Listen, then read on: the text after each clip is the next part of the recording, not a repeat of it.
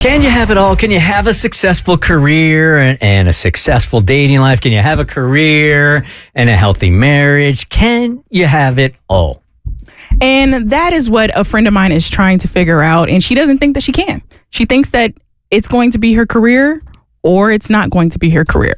Now, she's 28 and she's been striking out when it comes to dating.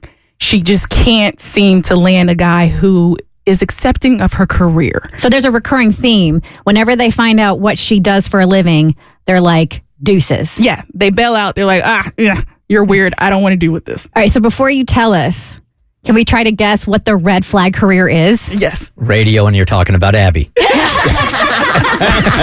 That is a red flag career. A red flag for a career for sure. Mortician. Cassie, why you could have guessed last? Mortician? You do this every time. Sorry. So much for the game. It was the only career besides stripper that I could think of that might raise red flags for dudes. I was going to say finance girl. Sorry, I nuked your bit, Katie. Yeah, weird. Okay. Yes, so she is a mortician and she absolutely loves her job. Like, this is just, she enjoys it. She doesn't want to go anywhere anytime soon. Like, This is so weird, you guys. I have dated 2 women in this field, morticians, and they loved it. There was nobody to deal with. It was quiet. They felt like it was the most peaceful job on earth. They both absolutely adored it and they would never leave it. Really? Yeah. Interesting. Wow. Okay.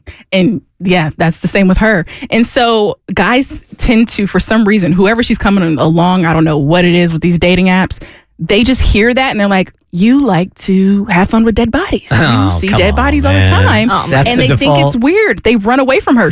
Every single time she brings this up, guys are not interested in dating her anymore. That's stupid. That is stupid. I don't think it's stupid. Everybody has, like, for instance, The reason why they are choosing not to date her is because they are making the accusation that she likes to. No. Not that she is like attracted or likes to. Yeah. That's not where I'm going with this. I'm just saying a person that has zero issue dealing with dead bodies day in and day out kind of puts them in a different mindset to me. And I wouldn't date a guy who's a mortician just because, like, and I'm not saying this, and I do not mean any disrespect. I would not that I would have the opportunity. I would never date a professional athlete because I feel like the reputation is that they're cheaters. Exactly. And But what does being a mortician say to you that just the fact that you're so comfortable with dead bodies, you enjoy being around dead bodies, that's slightly off-putting to me. I feel like I would be more fascinated. Me too. Like, yeah, I would have a. And this is coming from the true crime girl. Yeah, that's why I'm shocked actually, because for me, I'm not going to say it's the same. It's obviously not the same, but I too see similarities in there and how people could look at me and go, "You like a lot of true crime." Yeah. That turns me off. But yeah, for me, it would be more of a fascination than anything. Yeah, I would flip this on its ear and say the fact that you live and you are around death all the time is a hell of a motivator to enjoy life more because you see death in front of you every single day.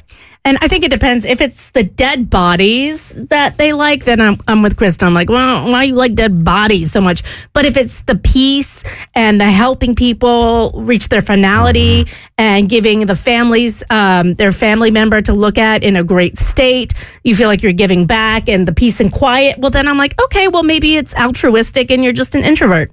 Well, she likes to talk about this though. Like, I don't really like to have that conversation with her, but she'll tell you about each body that she saw this day. Okay. Yep. That's weird.